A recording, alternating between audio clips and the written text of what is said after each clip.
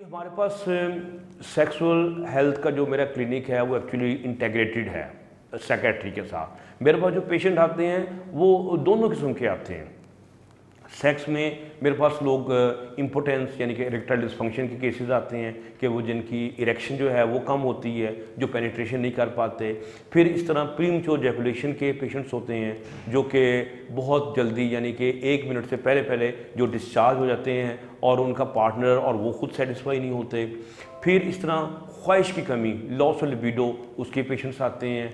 फिर इसके अलावा इनफर्टिलिटी और उसमें ख़ास तौर पे स्पर्म्स जो हैं उनका नंबर बहुत ड्रॉप हो जाता है, या स्पर्म जो होते हैं वो उनमें मूवमेंट नहीं होती, यानी कि वो मूव नहीं कर रहे होते, एक्टिव नहीं होते।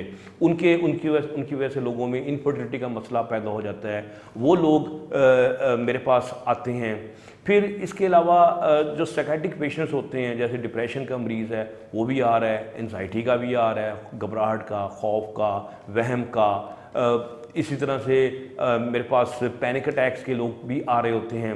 तो साइकेट्री के और इनके कंबाइन, और बहुत सारे ऐसे पेशेंट होते हैं जिनमें साइकेट्रिक इशू भी चल रहा होता है, जैसे वो डिप्रेशन में भी होते हैं और साथ साथ उनका इरेक्टाइल डिसफंक्शन भी चल रहा है। और ये खासे कॉम्प्लिकेटेड लोग होते हैं जिनको डील करना बड़ा मुश्किल होता है कि आपने उनकी दोनों चीज़ों को ठीक करना है, उनकी बॉडी को भी ठीक करना है, सेक्सुअल पावर को भी ठीक करना है, मेंटल पावर को भी ठीक करना है।